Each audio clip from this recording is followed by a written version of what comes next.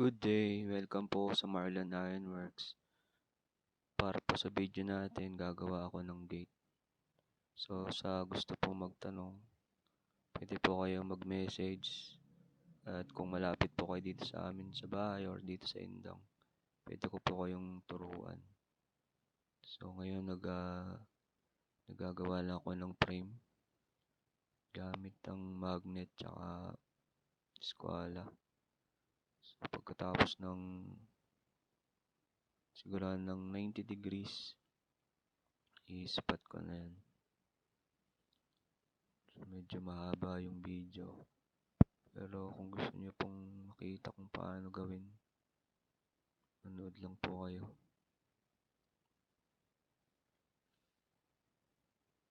After ng tacking, nilalagyan ko ng brace yung bawat kanto niyan para hindi na siya gagalaw.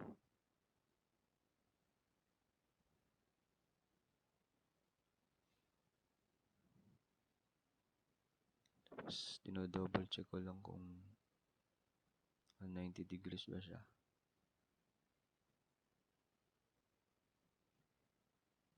Yung magnet, okay yan pag lalo na kung wala kang tagahawak. Laking tulong yung magnet. Just double check lang ulit.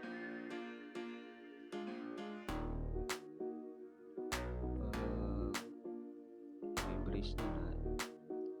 Pwede nang pull yan.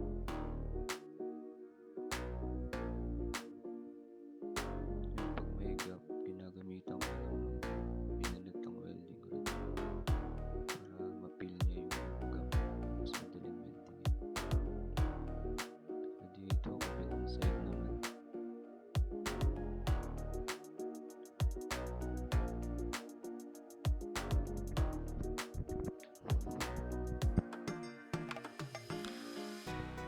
Tapos dito naman nilalagyan ko na ng brace sa gitna. Yung pagsukat niya, lockdown pa rin. Tapos pinakpo ko lang yung dulo para medyo pumantay sa bilog.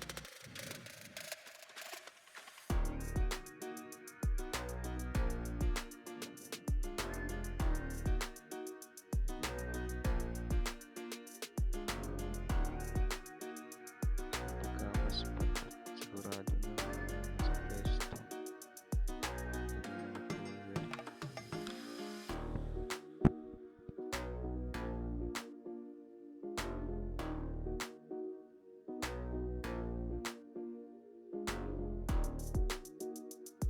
Dito nilalagyan ko na ng flat bar para maipit yung plancha.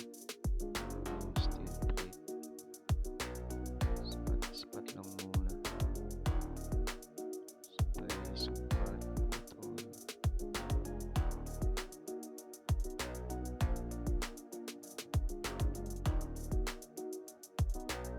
So yun, kung makikita nyo dyan, meron ng sandalan para mas madali kasi patayo din yung paglagay ng flat bar.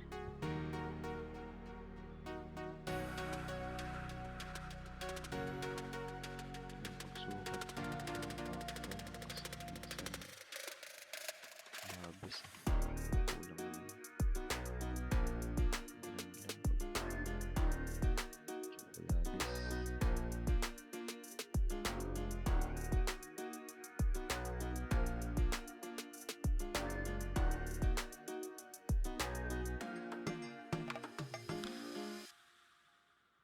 After nyan, babalik ta rin lang kabilang side naman.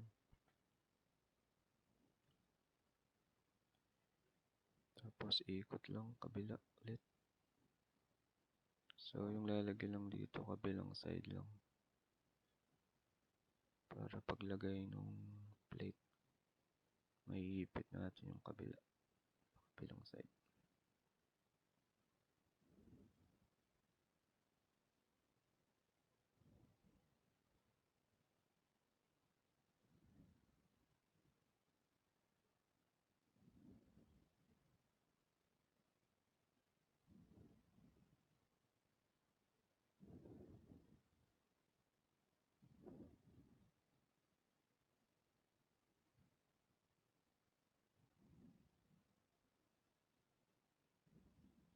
ganun pa rin.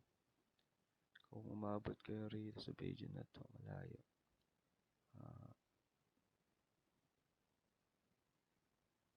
Mahaba na.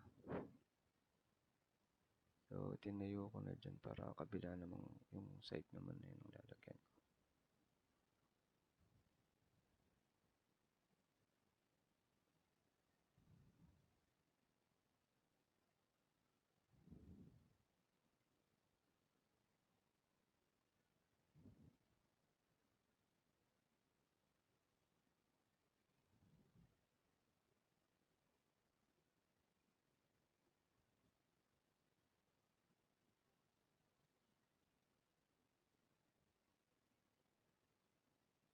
Yun, after nun, nagputol na ako dyan ng plancha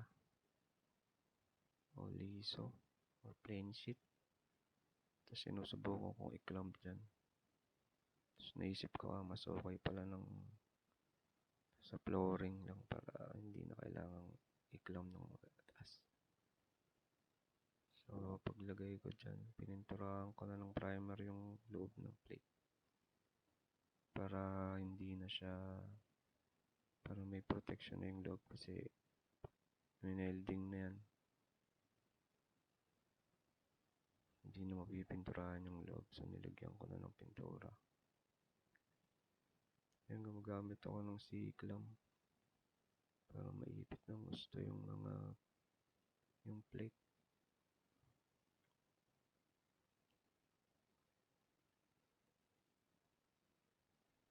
Tapos minamarkahan ko ng pentel pen kung saan ko ispat. Para at least medyo pantay naman yung pagka-welding. So, yung kabilang side naman, ganun lang ulit. Paulit-ulit lang yung gagawin natin dyan.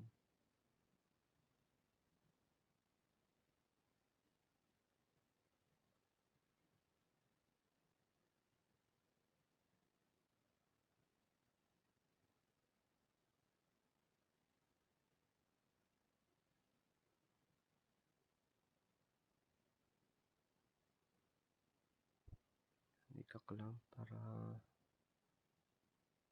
siguradong kapit siya. Naiipit ng gusto yung plates.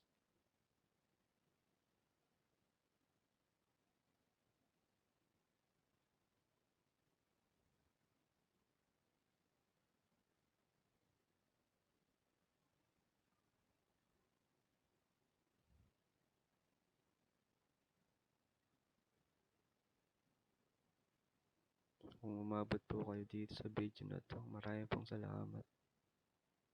And pa-follow and like na lang po yung video. Sana po ay may natutunan kayo kahit papaano.